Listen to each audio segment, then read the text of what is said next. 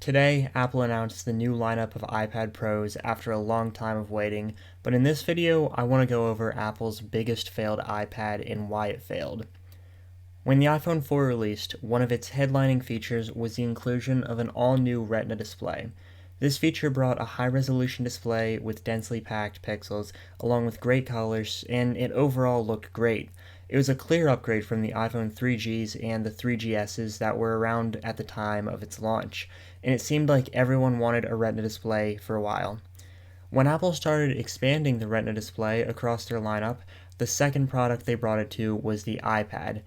Apple released the iPad 3, which was basically an iPad 2 released in 2011, with a higher resolution display, LTE, a better camera, and a basic spec upgrade. This iPad was received extremely poorly from those who bought it, even with the Retina display and the upgrades, and it was replaced shortly after by the iPad 4, which brought many more improvements to the iPad lineup.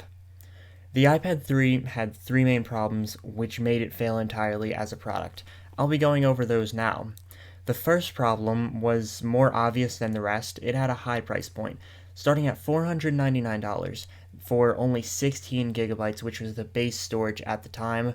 While $499 for a flagship iPad does not seem bad at all today, when the iPad 2 costed $399 back then, which was 100 less than the similar iPad 3, the iPad 3 just seemed like a worse value. The high price point deterred a lot of potential buyers away from it, as it was even entering the same territory as a cheap netbook or a used MacBook. The second problem was a bigger one. Those who got past the price point and bought the iPad 3 noted extremely poor battery performance.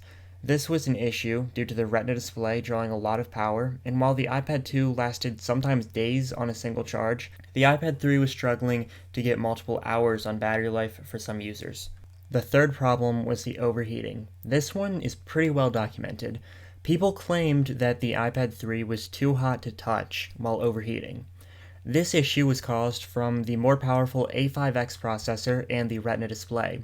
These components just put off way too much heat, and the iPad 3 had major overheating issues from the factory even on iOS 5.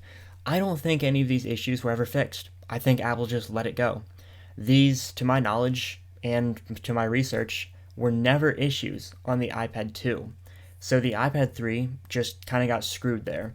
It didn't help the iPad 3's already poor value that it was being replaced in late 2012 with the much better iPad 4, which is one of my favorite vintage Apple devices actually. It fixed the issues with the iPad 3 while also being a pretty big upgrade on its own with a new charging port, which Apple kept for 11 years, a much better processor, and improved battery runtime along with fixing all those overheating issues. The iPad 3 got just as many updates as the iPad 2 that it was selling alongside, even though it was about a year newer, and it got shut off at iOS 9.3.5, and it was never really received better than the iPad 2. The iPad 2 is always received a lot better than the iPad 3. Many enthusiasts claim that the iPad 3 was the worst iPad to ever exist. iOS 9 has been obsolete for a number of years now, and the iPad 3 is really not usable for that much of anything anymore. Maybe as a clock. I actually run an iPad mini 1st gen as a clock, but this iPad 3 runs pretty poorly on iOS 9, but not as bad as I was expecting. The Retina display was a really cool upgrade, and while the battery runtime and performance are not great, they're a lot better than I expected them to be. While I never owned an iPad 3 while it was still recent, I can understand why someone would be annoyed after buying one and just having it be a total trash product.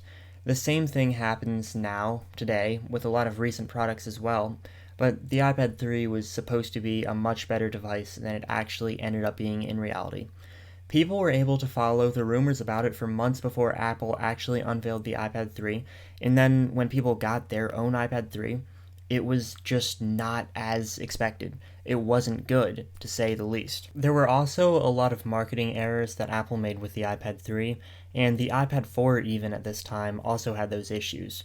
Instead of being called the iPad 3, it was officially named the new iPad with Retina display, but Apple sometimes referred to it as the iPad with Retina display, or even the iPad 3rd generation, which is kind of the unofficial name that everybody calls this iPad. The iPad 2 and the new iPad are pretty hard to distinguish to the average user, especially since the outside of the two devices look basically identical to each other besides maybe a little bit of a thickness difference and a little bit of a camera size difference. While the upgrades that it did bring to the table, such as LTE cellular connectivity, the Retina display, and the more powerful processor, were really good, it was not a product that was received well.